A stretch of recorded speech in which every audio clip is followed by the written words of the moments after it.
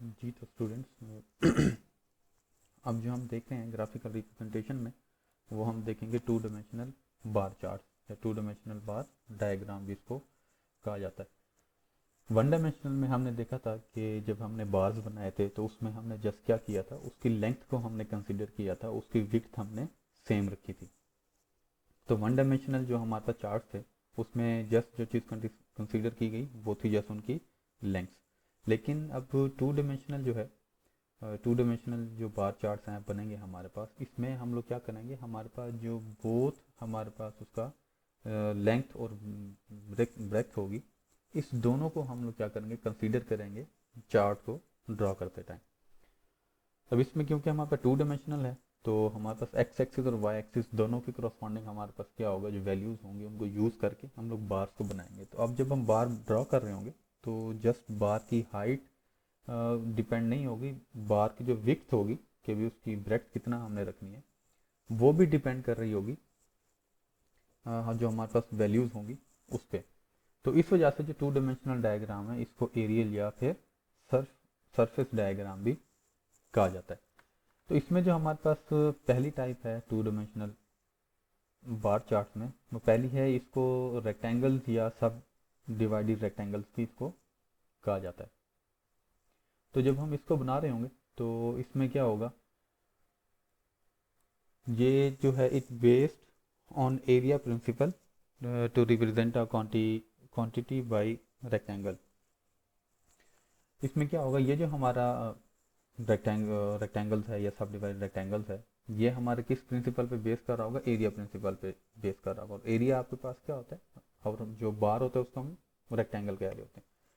तो area of rectangle जो है वो उसकी लेंथ और उसकी ब्रेड्थ के ऊपर डिपेंड कर रहा होगा कि उसकी हाइट कितना होगी और उसकी जो चौड़ाई है वो उसकी कितना होगी। सिंपल बार चार्ट की तरह ये जिस तरह बार चार्ट बनाया था, इसमें जैसे जो डिफरेंस है वो डिफरेंस ये होगा कि अब इसमें जो हमारे पास बार्स होंगे, कुछ बार्स की जो विड्थ है वो कम होगी, कुछ की ज़्यादा होगी। ये डिपेंड कर रहा होगा कि हमारे पास जो वैल्यूज़ हैं, जो रिजल्ट्स हैं, जो ऑब्जर्वेशन हैं, उसकी बेस के ऊपर। तो ये रेक्टेंगल जो एरिया है ये यूज़ कब किया जाता है कि जब हमारे पास दो या दो से ज़्यादा मैग्नीट्यूड्स हैं जो हमारे पास वैल्यूज़ आ रही हैं, और उन वैल्यूज़ में भी देन आगे क्या होगा, डिफरेंट उनके कंपोनेंट्स होंगे जिनको हमने कंपेयर करना है। तो देन हम लोग क्या कर रहे होंगे, रेक्टेंगल्स जो है ना, बार डायग्राम जो है इसको हम लोग यूज़ करेंगे। और रेक्टेंगल्स को जो मोस्टली यूज़ किया जाता है कि जो फैमिलीज़ की इनकम का कंपैरिजन है, एक्सपेंडिचर्स है, उसका जब कंपैरिजन होता है, दो दो से ज़्यादा फैमिलीज़ का कंपैरिजन जब कर रहे होते हैं तो उसके लिए जो है ना मोस्टली रेक्टेंगल या सब डिवाइडेड रेक्टेंगल जो है इसको यूज़ किया जाता है। अब इसको बनाने के लिए जो स्टेप्स हैं वो कौन कौन से स्टेप हैं वो देख लेते हैं, देन उसके बाद एक एग्जांपल से इसको सॉल्व करने की कोशिश करते हैं। तो इसका जो सबसे पहला पॉइंट है, जो हमारे पास वैल्यूज़ होंगी हर कंपोनेंट की, उसको हम क्या करेंगे, परसेंटेज में कन्वर्ट कर देंगे। हमारे पास डाटा होगा, डाटा में हमारे पास जिस तरह से फैमिली ए है, फैमिली बी है, जितनी भी फैमिलीज हैं जिनके एक्सपेंडिचर्स का कंपैरिजन कर रहे हैं, तो हर फैमिली का जो एक्सपेंडिचर है वो डिफरेंट कंपोनेंट्स के ऊपर होगी कि वो फूड कितना ले रहे हैं, उनका हाउस रेंट है वो कितना है, या एजुकेशन के उनका कितना एक्सपेंडिचर आ रहे हैं, वो सारे आपके पास डिफरेंट कंपोनेंट्स होंगे। तो इनको हम क्या करेंगे, हर कंपोनेंट की जो हमारे पास वैल्यूज़ होंगी इसको हम क्या करेंगे, परसेंटेज में कन्वर्ट करेंगे। परसेंटेज में कन्वर्ट किस तरह करते हैं, जो भी आपके पास वैल्यू है उसको टोटल पे डिवाइड करें और मल्टीप्लाई बाय 100 कर दें, तो आपके पास क्या होगा, सिंपल वो आपके परसेंटेज में कन्वर्ट हो जाएगी। अब सेकंड जो इसमें स्टेप है, सेकंड स्टेप ये करेंगे कि हमारे पास जो उसकी लेंथ होगी वो लेंथ को हम 100% तक ले जाएंगे जो हमारे पास बार्स बनेंगे, क्योंकि अब डाटा हमारे परसेंटेज में कन्वर्ट हुआ हुआ है। अब इन परसेंटेजेस में देन जो हम 100 तक ड्रा करेंगे उसको देन हम डिफरेंट कंपोनेंट्स के अंदर उसको डिवाइड भी करेंगे। लेकिन अब इसमें ये देखना है कि अब जब हम ये बार ड्रा कर रहे होंगे 100% तक, तो इनकी जो ब्रेड्थ है अब वो डिपेंड कर रही होगी उनकी टोटल अमाउंट के ऊपर। ये भी हम आगे चल के देखते हैं कि ब्रेड्थ जो है उसको हम किस तरह से कंसीडर करेंगे और किस तरह से देन जो हमने बार्स बना लिए, देन उस जो हमारे पास ईच रेक्टेंगल बना है उनको पार्ट्स में हम लोग डिवाइड करेंगे with respect to their components. तो बेसिकली जो रेक्टेंगल्स है या सब डिवाइडेड रेक्टेंगल्स है जिस तरह से हम सिंपल बार चार्ट बनाते हैं उसमें जस्ट हमने लेंथ को कंसीडर किया था कि जो वैल्यू है उस वैल्यू के करस्पॉन्डिंग हमने उस बार की लेंथ जो है हमने डिसाइड कर ली थी, और विड्थ हमने क्या रखी थी उसमें सारों की सेम रखी थी, और देन उनकी विड्थ के करस्पॉन्डिंग जो उनके दरमियान इंटरवल है हमने उसको कंसीडर किया था। लेकिन जो रेक्टेंगल्स हैं इसमें अब ये होगा कि हमारे पास जो वैल्यूज़ होंगी उनके जो बार्स होंगे वो हम क्या करेंगे, सबसे पहले उनको 100% में कन्वर्ट कर देंगे। देन उस 100% जो हमारे पास बार्स होंगे उनको हम क्या करेंगे, उनके जो कंपोनेंट्स हैं उसमें डिवाइड करेंगे, जिस तरह से हमने कंपोनेंट बार चार्ट के अंदर किया था कि जो भी वैल्यू थी उस वैल्यू के करस्पॉन्डिंग हमने उनको डिवाइड कर दिया था डिफरेंट सब पार्ट्स के अंदर। तो लेकिन जो अब हमारे पे ये बार्स बनेंगे जो 100% तक हम लोग ड्रा करेंगे, इनकी जो ब्रेड्थ है जो इनकी विड्थ है अब ये डिपेंड कर रही होगी इनकी टोटल अमाउंट के ऊपर। उसके टोटल अमाउंट के करस्पॉन्डिंग अब हमारे पास क्या होगा, जो हमारे पास ये वैल्यूज़ बनेंगी उसको हम लोग देन आगे डिवाइड करेंगे और जो बार्स की ब्रेड्थ हैं उसको हम लोग ड्रा करेंगे। तो अब इसके करस्पॉन्डिंग जो एक एग्जांपल है उसको देखते हैं ताकि जो रेक्टेंगल्स है इसकी एग्जांपल हमें अच्छी तरह से क्लियर हो जाए। तो ये एक एग्जांपल है हमारे पास, draw 2 dimensional diagram to represent the following data. अब देखें आइटम्स ऑफ एक्सपेंडिचर्स हैं हमारे पास, फूड है, क्लोथिंग है, एजुकेशन है, हाउस रेंट है एंड मिसलेनियस एक्सपेंडिचर्स जो हैं वो सारे हमारे पास लिखे हुए हैं। और हमारे पास जो इसके करस्पॉन्डिंग है दो फैमिलीज़ हैं, फैमिली ए एंड बी। अब जो फैमिली ए है उसकी टोटल इनकम कितना है, हमने जस्ट ये एज्यूम किया हुआ 4000 है, और जो फैमिली बी है उसकी इनकम कितना है 6000 है। और 4000 किस तरह से डिवाइड हुआ है हर डिफरेंट जो कंपोनेंट है उस पर, उसके जो है ना आपके पास सारी वैल्यूज देंगे। 4000 में से फूड के ऊपर कितना एक्सपेंडिचर है 2000 है, क्लोथिंग के ऊपर 480, एजुकेशन पे 320, हाउस रेंट पे 400 एंड जो बाकी उनके एक्सपेंडिचर हैं मिसलिनियस एक्सपेंडिचर हैं उसके ऊपर 800 उनके जो है एक्सपेंडिचर्स हैं। इस तरह से फैमिली बी है उसका भी ईच कंपोनेंट के लिए क्या किया गया, उनकी जो एक्सपेंडिचर्स हैं उसका बता दिया कि कौन से कंपोनेंट में कितना उनके एक्सपेंडिचर्स हैं। तो ये आपके पास क्वेश्चन है, इसके लिए आप लोगों ने क्या करना है,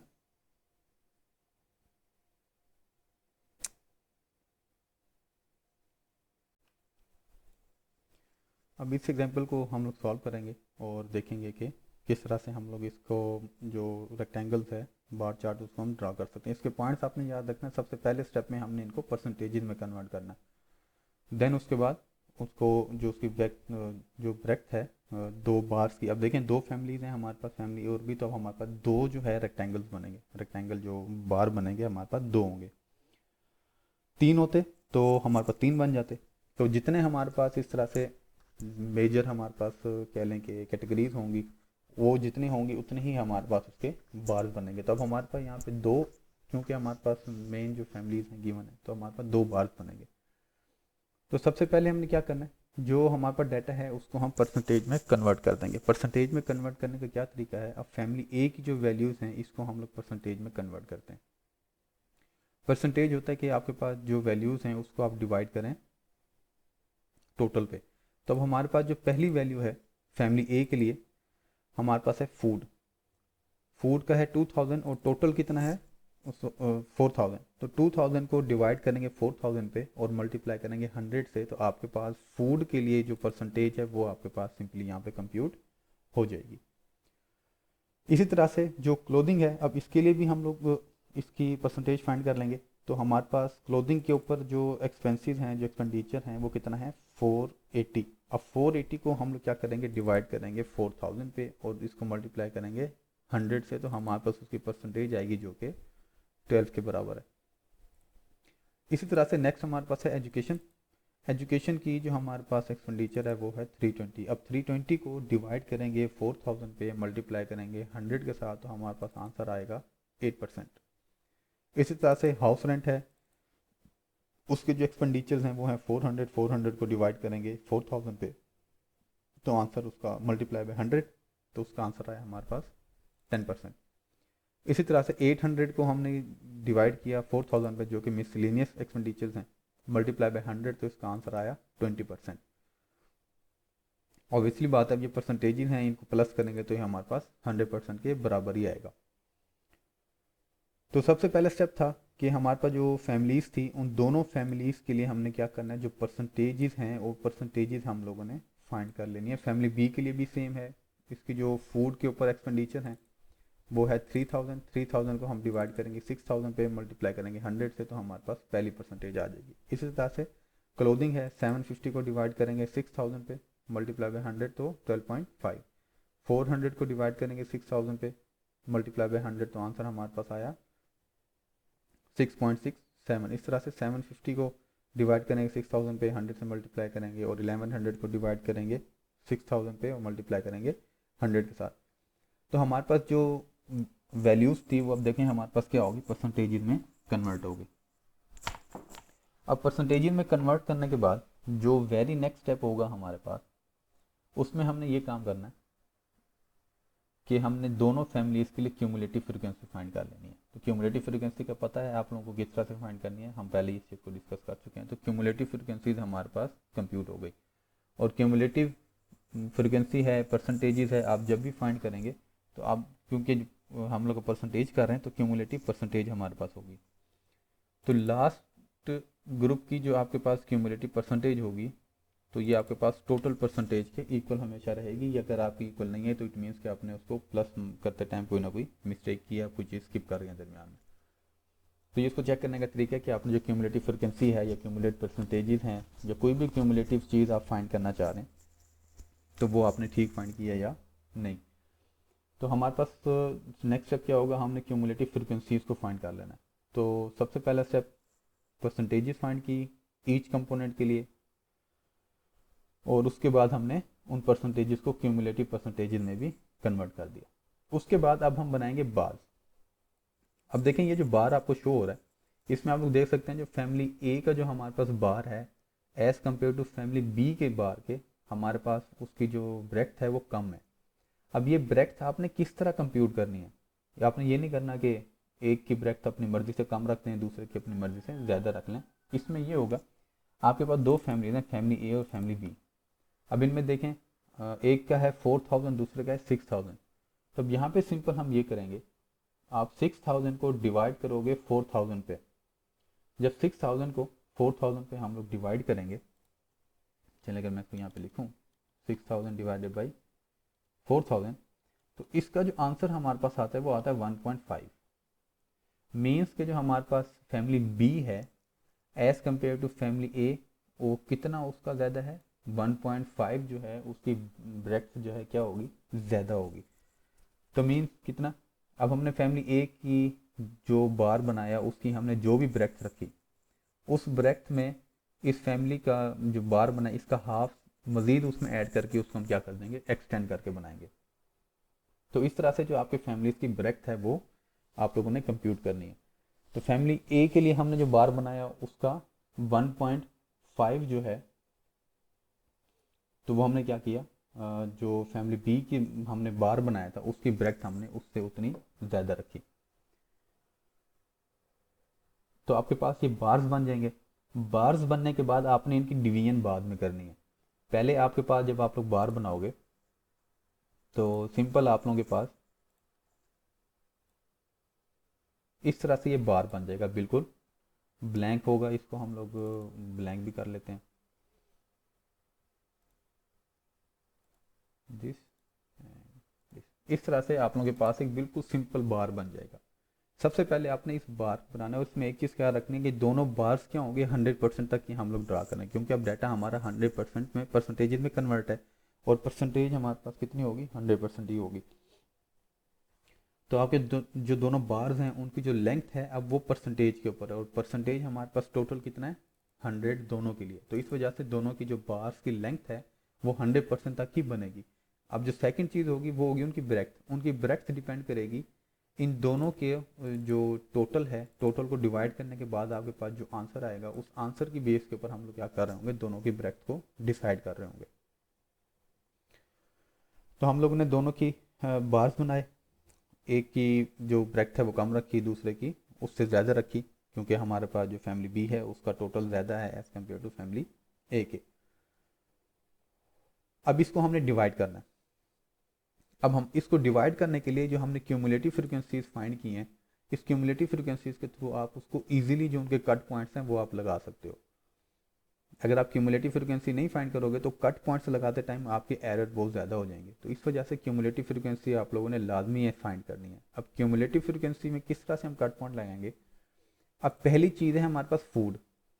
तो फूड में हमारे पास कितनी क्यूमुलेटिव परसेंटेज है, 50%।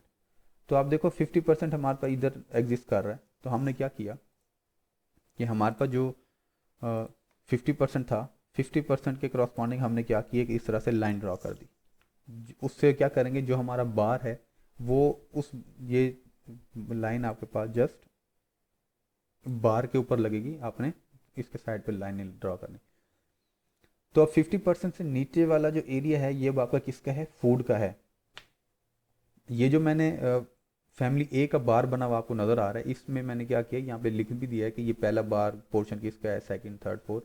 आप यूं भी लिख सकते हो, लेकिन अगर आप इनको ना भी लिखो, जिस तरह मैंने फैमिली बी में नहीं लिखा हुआ, लेकिन आपको ये यहाँ पे इस तरह से साइड पे एक छोटे से बार बना के उसमें आपने जो भी स्टाइल यूज़ किया है किसी एक स्पेसिफिक कंपोनेंट के लिए, वो आप यहाँ पे मेंशन कर दोगे, ताकि पता चले कि जो ये है जिसमें आपके पास हॉरिजेंटल लाइंस हैं जिस पार्ट में, तो वो किस चीज़ को शो कर रहा है, फूड को शो कर रहा है। जिसमें आपके पास लेफ्ट टू राइट डाउनवर्ड आपने लाइंस ड्रॉ की हुई है, वो किस चीज़ को शो कर रहा है, वो क्लोथिंग को शो कर रहा है। यहाँ हमने साइड पे मेंशन किया हुआ है। तो अब यह क्या करेंगे, आप एक पैटर्न डिसाइड कर लोगे कि अब आपने जो फूड क्या है, फर्स्ट हमारा जो कट पॉइंट है वो फूड पे लगा है। तो हमारे पास जो वैल्यू आई 50%, 50% से नीचे वाला जो एरिया है वो सारा किसके लिए, फूड के लिए। तो इसके लिए आप कोई भी आप कलर, कोई भी आप पैटर्न जो है ना यूज़ कर सकते हो डिफ्रेंशिएट करने के लिए फ्रॉम दी अदर कंपोनेंट। इसी तरह से अब नेक्स्ट क्या होगा, आपने एक के ऊपर तो कट पॉइंट लगा दिया, वो हमारे पास हमें क्लियर भी हो गया कि क्यों किस तरह से वो बना, और हमने उसके नेक्स्ट के लिए क्या किया था, जो हमने एक शेड भी उसके लिए यूज़ कर लिया, हमने पैटर्न भी यूज़ कर लिया फूड्स के लिए। अब नेक्स्ट है क्लोथिंग। अब क्लोथिंग का कट पॉइंट कहाँ लगेगा, तो अब आप देखो सेकंड आपके पास क्यूमुलेटिव फ्रीक्वेंसी है 62%। तो आपके ने जो ये लाइन है, अब आपने जो आपके पास ये सिंपल जो बार बना हुआ है, सॉरी ये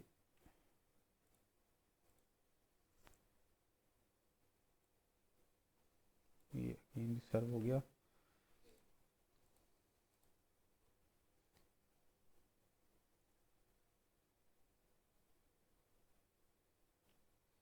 आप लोगों ने कट पॉइंट लगा दिया 50% पे, ठीक हो गया। अब इसी तरह से 50% पे कट लगाने के बाद नेक्स्ट आपने क्या करना है, आपको 62% पे चाहिए।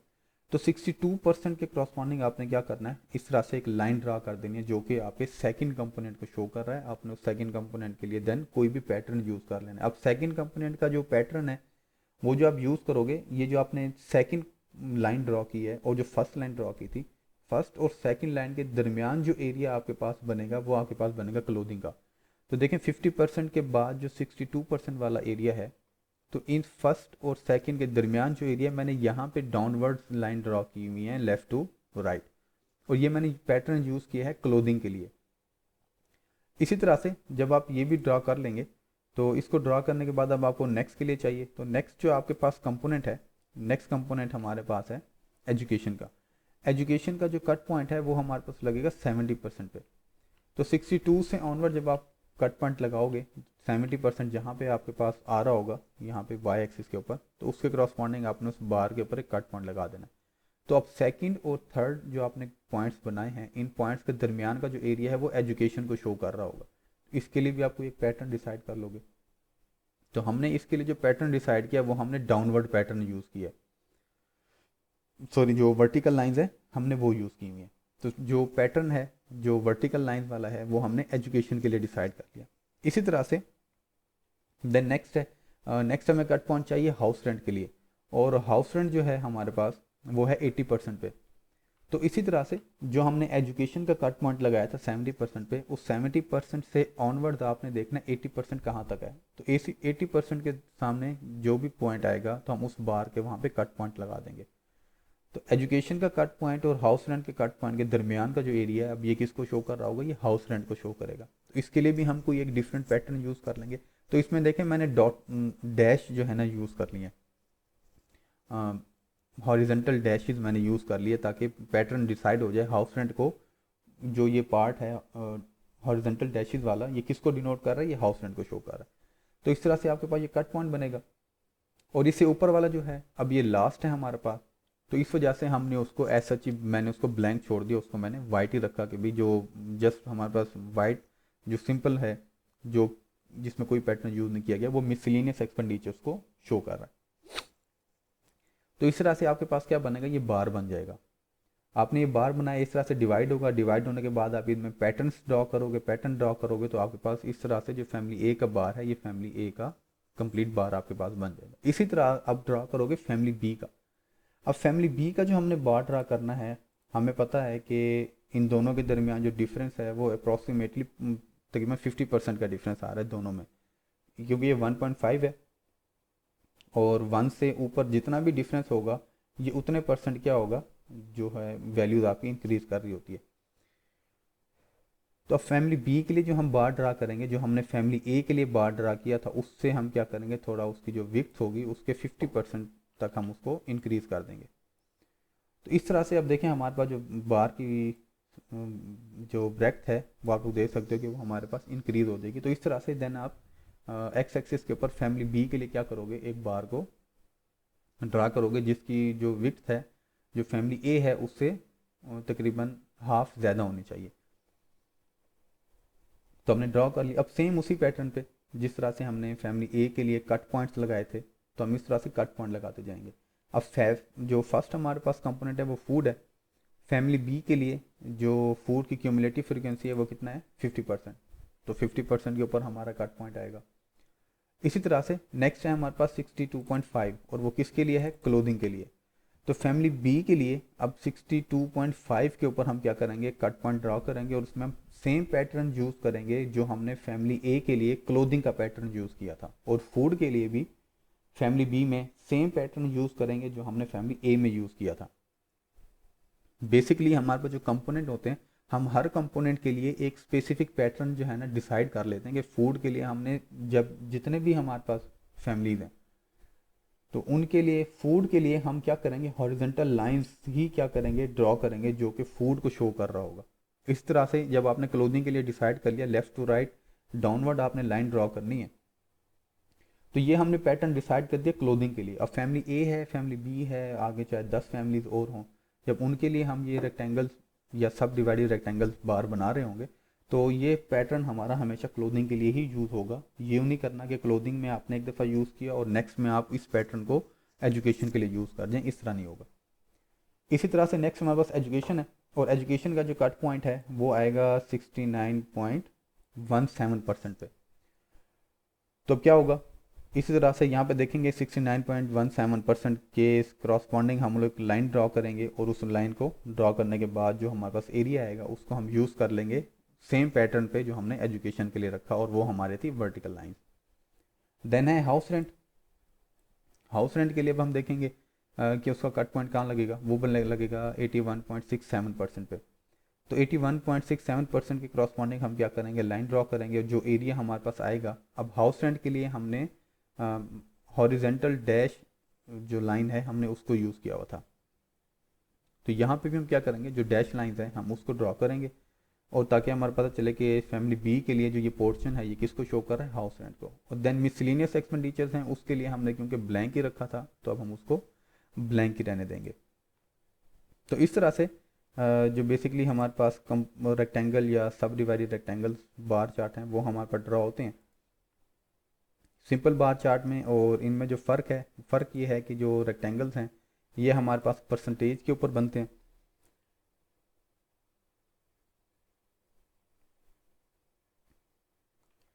हमारे पास ये परसेंटेज में बनेंगे, और परसेंटेज में बनने के बाद हमने जब इनकी ब्रेथ रखनी है, वो ब्रेथ हमारे पास एक स्पेसिफिक क्राइटेरिया से डिसाइड होगी कि कौन से फैमिली की या कौन से स्पेसिफिक जो हमारे पास एक कंपनी है, फैमिली है, या कोई भी आपके पास मेन कैटेगरी है, उस मेन कैटेगरी में आपके पास किसकी जो बार की ब्रेथ है वो कम होगी, किसकी ज़्यादा होगी, वो हम क्या करेंगे, इसी तरह से उनको डिवाइड करके देखेंगे। तो डिवाइड करेंगे, डिवाइड करने का जो आंसर आएगा उनकी बेस के ऊपर अब हमारे पास जो बार्स की ब्रेथ है वो डिपेंडेंट होगी। तो जिसकी वैल्यू कम है उसकी ब्रैकेट कम बनेगी, जिसकी वैल्यू ज़्यादा है उसकी जो ब्रैकेट है वो उतनी ही ज़्यादा बनेगी। तो इस तरह से हमारे पास जो रेक्टेंगल बार चार्ट है वो हमारा बन जाएगा। तो इसी तरह से अब जो नेक्स्ट हमारे पास है वो हमारे पास है पाई चार्ट, या इसको एंगुलर डायग्राम भी कहा जाता है। पाई चार्ट बेसिकली क्या होगा, हम एक सर्कल ड्रा करेंगे और उस सर्कल को देन डिफरेंट कंपोनेंट्स में हम लोग क्या करते हैं, डिवाइड करते हैं। तो इसको हम लोग सिंपल कह रहे होते हैं pie chart. A circular representation of the total value and it's component is called a pi diagram. तो पाई डायग्राम में एक सर्कल होगा, उस सर्कल को हम लोग क्या करेंगे, पाई शेप में या फिर जो सेक्टर्स है उसमें हम लोग क्या कर रहे होंगे, जो हमारा सर्कल है उसको हम डिवाइड करेंगे। और इसको डिवाइड किस तरह करेंगे, उसमें हम लोग एंगल्स जो है ना डिसाइड करेंगे, क्योंकि हमारे पास जो अब एक सर्कल है उसका जो एंगल है वो 360 डिग्री होता है। तब जो हमने कंपोनेंट बार चार्ट बनाया था ये हमने परसेंटेजेस के थ्रू हमने ड्रॉ किया था, और जो अब हमारे पास पाई चार्ट है या एंगुलर डायग्राम है हमारे पास, इसको जब हम ड्रॉ करेंगे तो इसको ड्रॉ करने के लिए हमारे पास हम परसेंटेज की जगह पे उसको एंगल्स में कन्वर्ट करेंगे। सेम क्राइटेरिया है जिस तरह परसेंटेज में कन्वर्ट किया था, जिस फ़र्क ये है कि परसेंटेज में हमने 100 से मल्टीप्लाई किया था, अब यहाँ पे हम उसको 360 से मल्टीप्लाई करेंगे ताकि हमारे पास वो स्पेसिफिक एंगल्स हमारे पास आए कि किस एंगल के ऊपर हमें एक कट पॉइंट की ज़रूरत पड़ेगी। ओके, तो इसको भी देख लेते हैं इसके एग्जांपल, ताकि ये पॉइंट भी हमारा कवर अप हो जाए। ओके, अभी देखें इसमें जो फार्मूला हमारे पास है, the surface of a circle is known as 2 pi radius और 360 डिग्री एंगल पे। हमारे पास जो सरफेस है एक सर्कल की उसको 2 पाई रेडियस भी कहा जा रहा होता है, या फिर उसको 360 डिग्रीज भी हम लोग कह रहे हैं, 360 डिग्रीज के ऊपर उसका एंगल बन रहा है। तो उस कंपोनेंट का जो एरिया है, हमारे पास जो डिफरेंट कंपोनेंट्स हैं, अब उसके एरिया को हम किस तरह से ड्रॉ करेंगे, कंपोनेंट ऑफ एरिया क्या होगा, कंपोनेंट की value divided by total of the values और मल्टीप्लाई करेंगे उसको 360 के साथ, तो हमारे पास क्या होगा, उसका एंगल आ जाएगा। तो इसका जो रूल्स हैं, जो उसके स्टेप्स हैं, उसको भी हम लोग देख लें तो यही है कि हम लोग क्या करेंगे, आपने ये नहीं करना कि अगर आप पाई चार्ट आप बना रहे हो तो कोई बहुत ही छोटा आप सर्कल ड्रा कर दो या बहुत ही बड़ा सर्कल आप ड्रा कर दो। एक अप्रोप्रिएट साइज का हो, जो आप अगर क्वेश्चन पेपर में अटेम्प्ट कर रहे हो तो उस पेपर शीट के रेस्पेक्टिव हो। ये ना हो कि बहुत ही बड़ा आप सर्कल बनाओ कि वो देखने में अच्छा नहीं लगता, बहुत छोटा हो तो वो भी जाहिर सी बात है उसको कंसंट्रेट करना बहुत मुश्किल होता है। एक अप्रोप्रिएट साइज का आपने क्या करना है, सर्कल जो है ना उसको बना लेना है। उसके बाद क्या होगा, जो हमारे पास वैल्यूज़ हैं कंपोनेंट की, उनको हम परसेंटेज में नहीं, परसेंटेज में मीन्स के 360 के साथ उसको हम क्या करेंगे, कन्वर्ट कर देंगे वैल्यूज़ को उनके अपने पॉइंट्स में। और इसमें एक और चीज़ है कि अब जो हम प्रोसीजर अडॉप्ट करेंगे कट लगाने के लिए, एक कंपोनेंट को शो करने के लिए, तो ये जो कट हमारा लगेगा, ये हमारा जो सीक्वेंस बनेगा ये हमारा क्लॉकवाइज होगा। इसमें हमने ख्याल करना है कि हम क्लॉकवाइज उसकी कटिंग करेंगे। जो कट पॉइंट होगा एक कंपोनेंट का वो हमारा क्लॉकवाइज होगा, उसको हम एंटी क्लॉकवाइज स्टार्ट नहीं करना।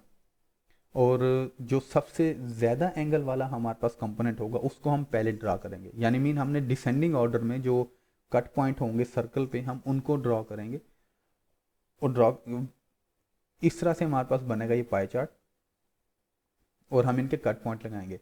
तो ये पॉइंट है कि डिसेंडिंग ऑर्डर में वो ये था कि जो सबसे ज़्यादा हमारे पास कंपोनेंट का सबसे ज़्यादा एंगल आ रहा होगा उसको पहले लगाएंगे, देन उसके बाद उससे कम उससे कम उससे कम डिसेंडिंग ऑर्डर में कट पॉइंट्स हमारे पास आएंगे। और देन उनके लेबल जो है हम लोग यूज़ करेंगे कि ताकि आइडिया हो कि जो हम यूज़ कर रहे हैं स्पेसिफिक जो पैटर्न है, कलर है जो हम यूज़ करते हैं वो किस चीज़ को शो कर रहा होता है। तो इसके एक एग्जांपल देखते हैं। सिंपल हमारे पास क्या है, एरियाज ऑफ एक्सपीरियंस है डिफरेंट स्टूडेंट्स का, कि उनको उसके भी नंबर जो स्टूडेंट्स हैं उनको किस चीज़ का ज़्यादा शौक है, फोटोग्राफी का है, क्ले मॉडलिंग है, किचन गार्डनिंग है, डॉल मेकिंग है, बुक बाइंडिंग है। तो ये डिफरेंट हमारे पास हॉबीज़ हैं और इसमें कितने स्टूडेंट्स हैं वो भी हमारे पास आ गए।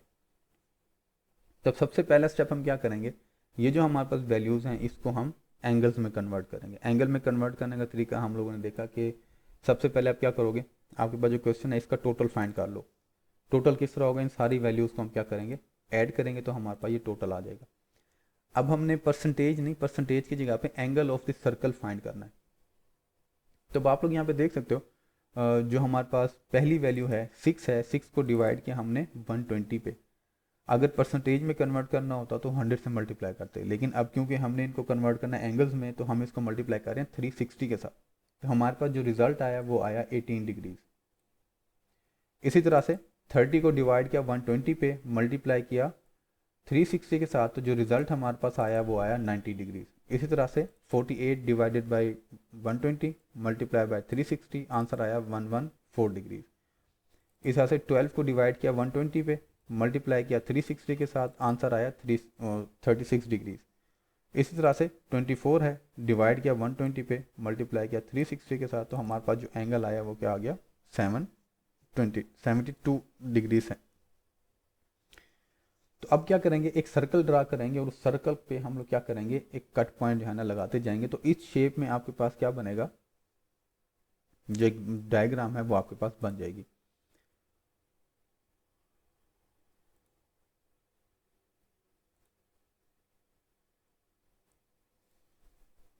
तो अब ये आप देख सकते हो यहाँ पे जो हमने ये बार डायग्राम ड्रॉ की है, इसमें जो ये पहला है हमारे पास थोड़ा डार्क डार्क ग्रे कलर है, वो किसके लिए है, किचन गार्डनिंग के लिए। और किचन गार्डनिंग हमने पहले क्यों ड्रॉ की है कि किचन गार्डनिंग का जो एंगल है वो सबसे ज़्यादा था हमारे पास। इसी तरह से नेक्स्ट पे है हमारे पास 90 डिग्री, 90 डिग्री है क्ले मॉडलिंग हमारे पास। तो क्ले किचन गार्डनिंग का एक कट पॉइंट लगाने के बाद नेक्स्ट हमारा क्या आएगा, क्ले मॉडलिंग का। क्ले मॉडलिंग के बाद हम लोग ड्रॉ करेंगे बुक बाइंडिंग, बुक बाइंडिंग के बाद ड्रॉ करेंगे हम लोग डॉल मेकिंग, और लास्ट में जो एरिया बचेगा वो हमारा फोटोग्राफी के लिए होगा। इसको हम किस तरह ड्रॉ करेंगे इसका भी मैं आपको यहाँ पे छोटा सा एक डेमो दे देता हूँ। हम लोग क्या करेंगे, इस तरह से एक सर्कल ड्रॉ करेंगे, ठीक हो गया, सर्कल हमारा ड्रॉ हो गया। अब इस सर्कल के ऊपर हमने क्या करना है, एक लाइन हमारे पास ड्रॉ होगी जो कि एग्जैक्टली उसके सेंटर पॉइंट तक आएगी, ठीक हो गया, जो कि उसका एक एग्जैक्ट सेंटर पॉइंट होता है सर्कल का। ये लाइन आपने ड्रॉ कर लेनी है। इसके बाद अब आपने ड्रॉ करना है एंगल, कि कट पॉइंट पहला हमारे पास कहाँ पे लगेगा। तो आपने फर्स्ट जो कट पॉइंट लगाना है वो आपने लगाना है 140 डिग्रीज के ऊपर। तो अब क्योंकि आप लोगों के पास वहाँ पे इसको हम ड्रॉ करेंगे, अच्छा ये तो हमारे पास लाइन आएगी तकरीबन अप्रॉक्सीमेटली 90 डिग्रीज के ऊपर, लेकिन क्योंकि लाइन हमें चाहिए 144 डिग्रीज पे, तो इसको हम जब लाइन को ड्रॉ करेंगे तो अप्रॉक्सीमेटली हमारे पास जो 140 डिग्री है वो यहाँ तक हमारे पास लाइन उसकी एक ड्रॉ हो जाएगी। तो हमारे पास देखें ये एक जो है ना एरिया आ गया किसके लिए, किचन गार्डनिंग के लिए। और हमने सबसे पहला कट पॉइंट ड्रॉ किया है किचन गार्डनिंग के लिए, क्योंकि हमने इसमें डिसेंडिंग ऑर्डर में कट पॉइंट लगाने, उनके सेक्टर्स बनाने। तो सबसे ज़्यादा एंगल वाला जो होगा वो सबसे पहले आएगा। तो हमने 140 के लिए एक लाइन ड्रॉ की, हमारे पास ये एरिया आ गया। अब इस एरिया के लिए आपने कोई भी पैटर्न भी आप यूज़ कर सकते हो, आप डिफरेंट कलर्स भी यूज़ कर सकते हो। मैंने यहाँ पे जस्ट कलर यूज़ किए हुए हैं, लेकिन जिस तरह हम लोगों ने पहले पैटर्न यूज़ किए हुए थे, तो हम आप लोग इसके लिए डिफरेंट पैटर्न भी यूज़ कर सकते हो। तो ये आपके पास पहला कट पॉइंट आ गया। अब दूसरा हमें एक सेक्टर चाहिए सेकंड कंपोनेंट के लिए, और वो है हमारे पास 90, 144 के बाद 90 डिग्रीज हमारे पास सेकंड बड़ी वैल्यू है, तो वो है क्ले मॉडलिंग के लिए। अब ये जो लाइन हम ड्रॉ करेंगे, तो ये जो किचन गार्डनिंग का कट पॉइंट है हमारे पास, अब यहाँ से हम लोग काउंट करेंगे कि हमारे पास जो एंगल है, इसको हम ड्रॉ करेंगे इस तरह से कि ये जो लाइन हमारे पास है दिस, यहाँ से स्टार्ट करेंगे इस पॉइंट से, और इसको हम ड्रॉ करते जाएंगे कि भाई हमारे पास जहाँ पे 90 डिग्री एंगल बनेगा, तो ये अप्रॉक्सीमेटली 90 डिग्री एंगल हमारे पास ये बन गया। इन दोनों लाइंस के दरमियान जो 90 डिग्री का एंगल है वो हमारे पास ड्रॉ हो गया। इसी तरह से देन हम लोग क्या करेंगे, ये हमारे पास जो एरिया आया, इस एरिया के लिए हम लोग कोई भी एक स्पेसिफिक कलर जो है यूज़ करेंगे। मैंने पहले में ज़रा थोड़ा डार्क ग्रे यूज़ किया, उसके बाद थोड़ा सा लाइट डिफरेंट जो ग्रे शेड है मैंने वो यूज़ किया। आप लोग यहाँ पे पैटर्न भी यूज़ कर सकते हो। फॉर एग्जांपल पहला जो आपके पास था, उस पहले के लिए आप लोग, अगर मैं देखूँ यहाँ पे, तो मुझे यहाँ पे इसके पैटर्न फिलिंग मिल जाएगी, ये देखें। तो मैंने यहाँ पे इसके लिए जो पैटर्न मैं यूज़ कर रहा हूँ, जिस तरह मैंने वहाँ पे यूज़ किया था, मैं यहाँ पे वर्टिकल लाइन यूज़ कर रहा हूँ किचन के लिए। नेक्स्ट है मेरे पास क्ले मॉडलिंग। अब क्ले मॉडलिंग के लिए भी मैं एक पैटर्न यूज़ कर लेता हूँ, वो भी डिफरेंट किसी भी कलर का हो सकता है। तो मैं उसके लिए क्या कर रहा हूँ, जो वर्टिकल लाइंस है मैं उसको शो कर रहा हूँ, ठीक हो गया।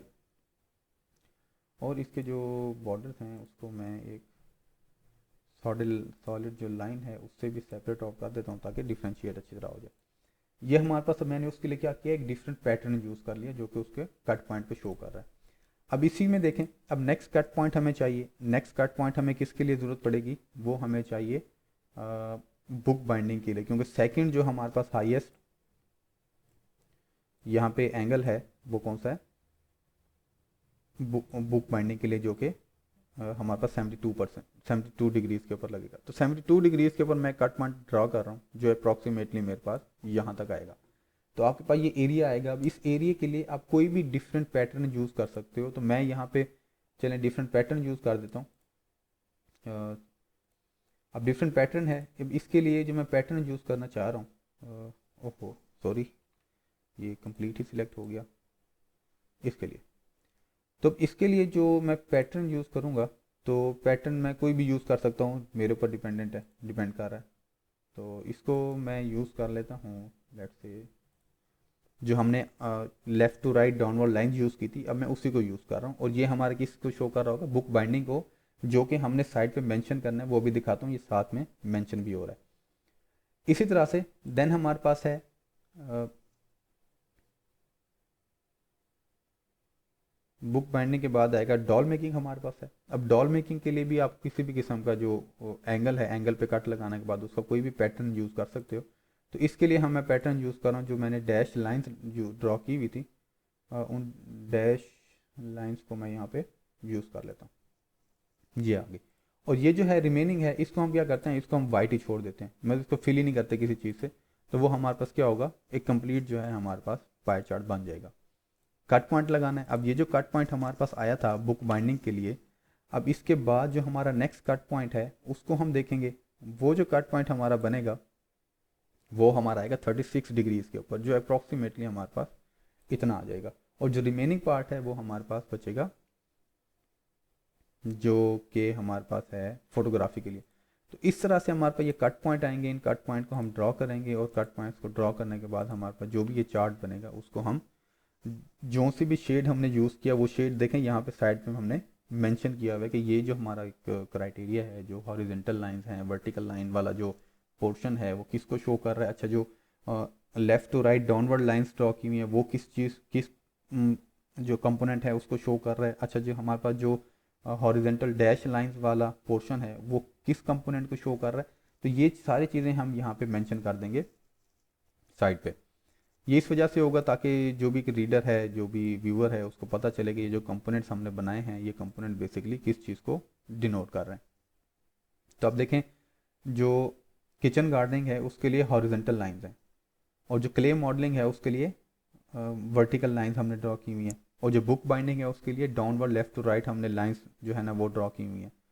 ओके, जो डॉल मेकिंग है, डॉल मेकिंग के लिए हमने हॉरिजेंटल डैश लाइन यूज़ की हुई है, और फोटोग्राफी को हमने ब्लैंक छोड़ा हुआ है। तो इस तरह से आपके पास जो भी कंपोनेंट बनेगा, जो पाई चार्ट है वो आपके पास ड्रा होगा। इसमें जस्ट एक चीज़ है कि सबसे पहले हमने क्या करना है, जो हमारे पास वैल्यूज़ हैं, इन वैल्यूज़ को हमने एंगल्स में कन्वर्ट कर लेना है। एंगल में कन्वर्ट किस तरह होगा, जिस तरह हम परसेंटेज फाइंड करते हैं, परसेंटेज में 100 से मल्टीप्लाई होता है, यहाँ पे जस्ट हम उनको क्या करेंगे, हम उनको मल्टीप्लाई करेंगे 100 की जगह पे 360 के साथ, तो हमारे पास उनके एंगल्स आ जाएंगे। एंगल्स आने के बाद सिंपल आपने क्या करना है, एक सर्कल ड्रा करना है, अप्रोप्रिएट साइज हो, जिसका बहुत छोटा भी ना हो साइज, बहुत बड़ा साइज भी ना हो, एक अप्रोप्रिएट आपने साइज उसका सिलेक्ट कर लेना है। साइज सिलेक्ट करने के बाद जो बिल्कुल सेंटर में आपके पास एक लाइन है, आपने इसको ड्रॉ कर लेना है एग्जैक्ट सेंटर तक। हॉरिजॉन्टल वर्टिकल लाइन जो है ये आप ड्रॉ कर लेनी है। अब इसके बाद जो आपने ये क्लॉकवाइज एंगल को काउंट करना है, और जो आपके पास ये एंगल्स आए हैं, इन एंगल्स की बेस के ऊपर आपने कट पॉइंट लगाते जाने, और ये कट पॉइंट आपके लगेंगे डिसेंडिंग ऑर्डर में। ये चीज़ आप लोगों ने ख्याल करनी है, यूँ नहीं करना कि आप 18 को पहले लगाएं देन 90 को।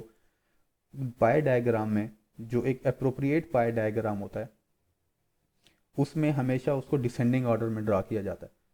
सबसे पहले जो बड़ा हमारे पास कंपोनेंट है उसको ड्रॉ करेंगे, देन उससे लेस, देन उससे लेस, देन उससे लेस, और देन उसमें लास्ट में जो सबसे लेस होगा कंपोनेंट उसको ड्रॉ करेंगे। तो इस तरह से ये आपका क्या बनेगा, पाई डायग्राम जो है आपका कंप्लीट हो जाएगा। जिस तरह से रेक्टेंगल्स या सब डिवाइडेड रेक्टेंगल्स था उसी पे ही है। उसमें जैसे हमने बार को डिवाइड किया था डिफरेंट कंपोनेंट्स के अंदर, लेकिन अब यहाँ पे हम लोग क्या करेंगे, हमारे पास जो एंगल्स हैं उन एंगल्स की बेस के ऊपर हम लोग उसको डिवाइड करेंगे। बाकी अगर आप लोगों को ये एंगल्स ड्रा करने में ज़्यादा डिफ़िकल्टी होती है तो जो आप लोगों ने डी फुट होगा, डी फुट आप लोगों को पता है कि आम जो है ना हर शॉप से मिल जाता है, तो उस डी फुट के थ्रू भी आप क्या कर सकते हो, with the help of D foot आप लोग क्या करेंगे, ये जो एंगल्स है आप उसको ईजिली उनके जो है कट पॉइंट जो हैं वो वहाँ पे लगा सकते हैं। तो ये हमारे पास था बेसिकली जो